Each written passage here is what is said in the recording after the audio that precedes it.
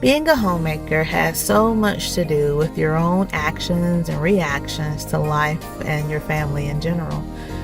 As I examined my own life, I saw four attitudes that I would consider old-fashioned that started to pop up in me. I want to share them with you as I work through my day as a homemaker here at the Homestead.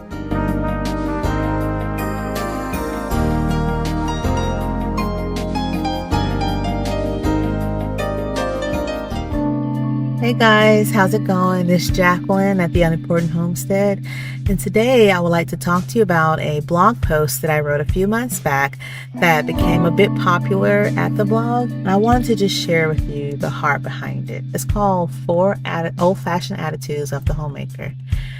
Being old-fashioned is not limited to dress only. Cultivating classic attitudes that stand the test of time will strengthen the old-fashioned lifestyle if you desire to embrace it. An old-fashioned woman keeps a calm, pleasant demeanor. This woman has put on a quiet, meek, gentle demeanor. She is gracious with her words. Encouraging and championing people is second nature to her. She uses her words wisely, and the law of kindness is on her lips. Putting aside contrary, thoughtless, overbearing advice is something she engages as a rule. She has a keen awareness of the appropriateness required in a variety of situations and doesn't hesitate to take a back seat to others. This pleasant demeanor comes mainly from her life in Christ. She smiles at the future because she has peace in her heart. That overflow of peace surrounds her everyday interactions, resulting in a sweet nature she shares with all. Old-fashioned women are stable-minded.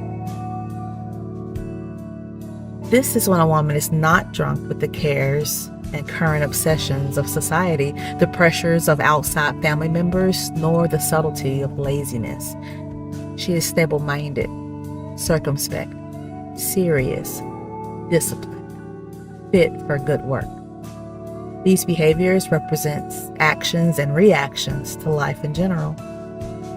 Be aware of time wasters such as excessive social media interactions, constant phone conversations, and lounging instead of working. These all contribute to chaotic thoughts and behaviors. They entangle a woman, holding her captive to his whims. She has to work diligently to free herself from those smothering entanglements.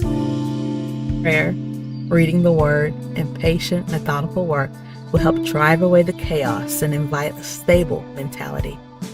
Proper care of oneself with nutritious food, good sleep, and revitalizing relationships all add to the stable column in her mind, crowding out foolishness. An old-fashioned woman practices an attitude of thrift. The dictionary says thrift is the quality of using money and other resources carefully and not wastefully. When an old-fashioned woman has a mental attitude of thrift, she becomes a more efficient homemaker. She won't easily squander her family's resources, especially on non-worthy pursuits. Keeping a watchful eye on her finances ensures she'll secure the best purchases she has scrutinized for quality and value. Her thrifty mentality will also apply to her speech. There are times when no words are the right words. Giving your husband and children space to share their thoughts with you without adding to the conversation is one way she will be frugal with words. Smiling and nodding attentively will speak volumes. This applies to tense or angry words as well. Being thrifty and not wasteful and generous with words during intense times will be the absolute best investment you can make. Old-fashioned women are creative. This woman is well-rounded. She can be creative in dressing, decorating her home, planning meals, day trips, and more. Notice as she turns the mundane chores she does alongside her children into a fun afternoon of conversations and laughter.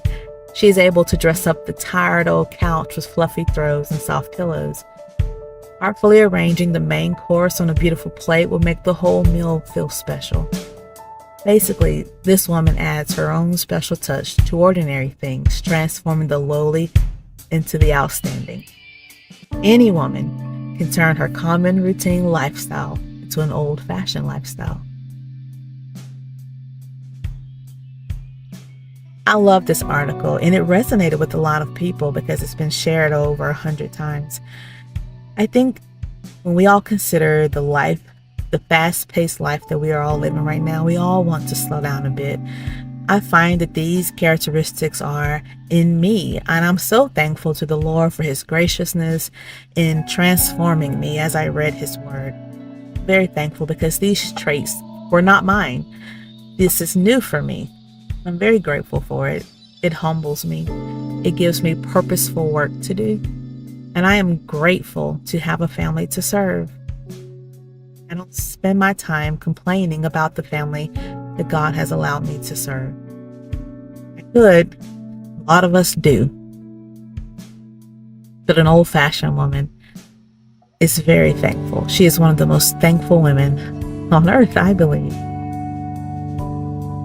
So when you hear these homemakers with their poetic videos that they make, understand that homemaking is really about us. And when I say that, I mean it changes us, it transforms us, and we like who we're becoming.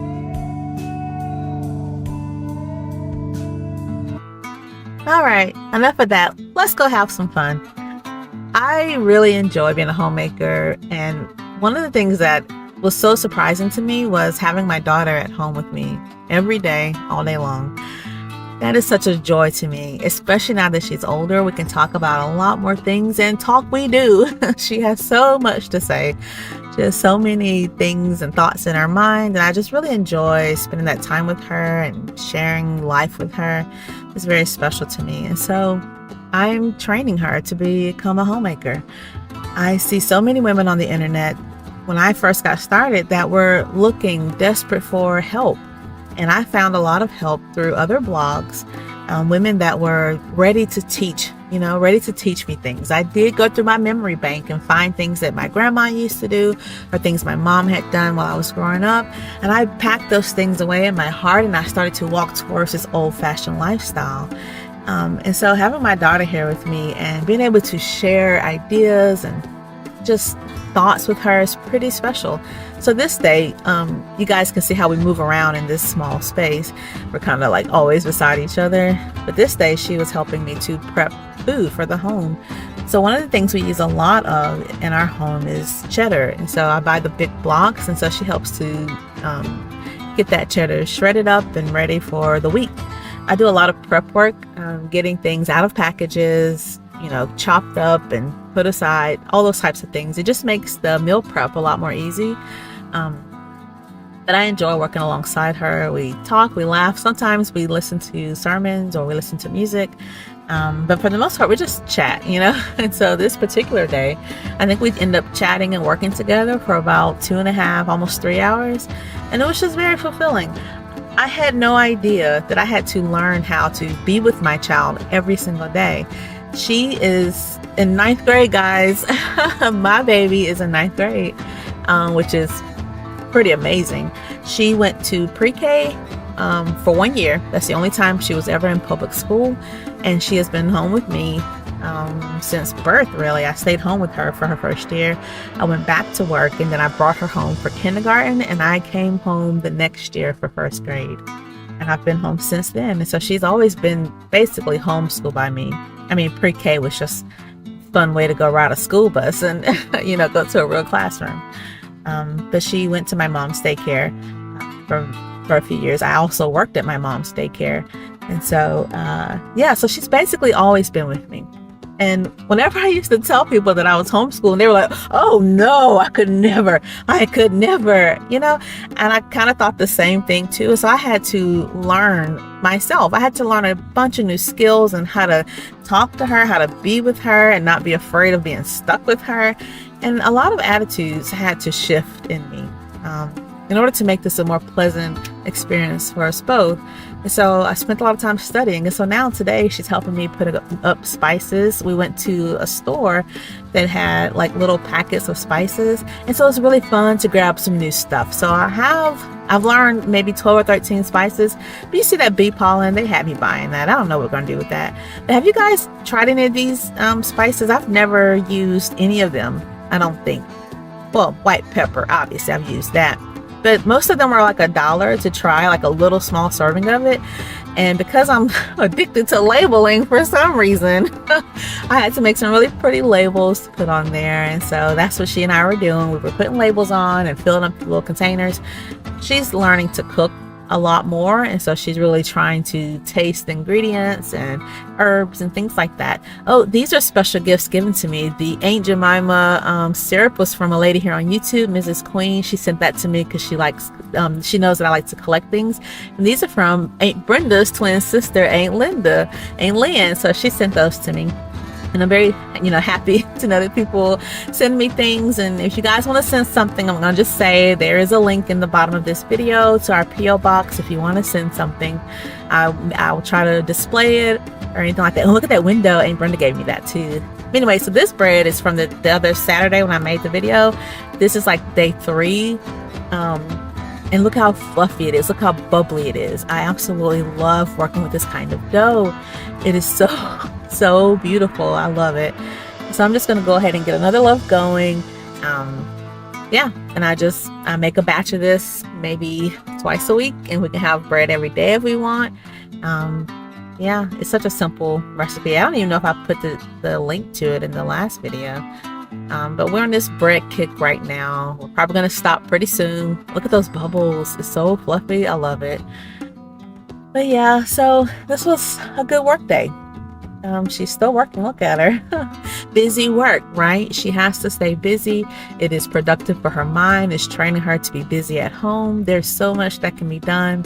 And so she and I are always talking about what it takes to run a family, what it takes to get a family fed. I mean, I cook 3 meals a day for all 3 of us. We're not getting meals at our job or at his job. She's not getting meals at school. I provide all of those meals for all of us every single day.